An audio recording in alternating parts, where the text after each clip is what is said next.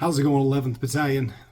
Mike Aschinger coming to you with my very last motivational MRT minutes.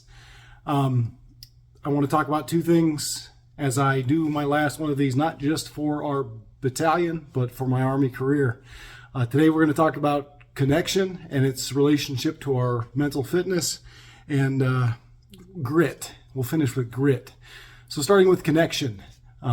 Connection takes effort, and we got to do it for ourselves, for the health of our command. We got to connect to people. Take time to connect. You have to sacrifice sometimes for connection. You're really busy and you want to get some stuff done at the office, and you see a person that maybe wants to talk to you or maybe could use to talk to you. You have to pause intentionally and go take the time to have that conversation and to listen, even when we're busy. And those connections that we build, those little connections, they lead to bigger connections, and those are the things that save our lives. That's what builds strength in our force, and that's how we go to war and fight and win together.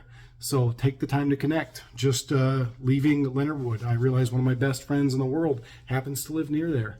I was tired, and I had to get back to the headquarters to get more to some work, but I did. I forced myself. I'm going to make that connection. Sat and had an hour and a half lunch I wouldn't trade for anything in the entire world.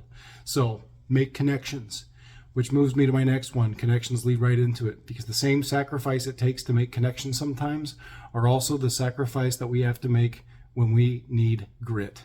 And that is when there's some place that we're at in our life that we know what needs to be done, but it's hard, we put it off, we procrastinate it. It takes grit to make yourself do it. And sometimes that's something you can make a practiced skill. And by that I mean, I don't like waking up at 5:15, and I do not like morning PT. So for the last 4 or 5 months, I have made myself wake up at 5:15, and I've made myself do my morning PT.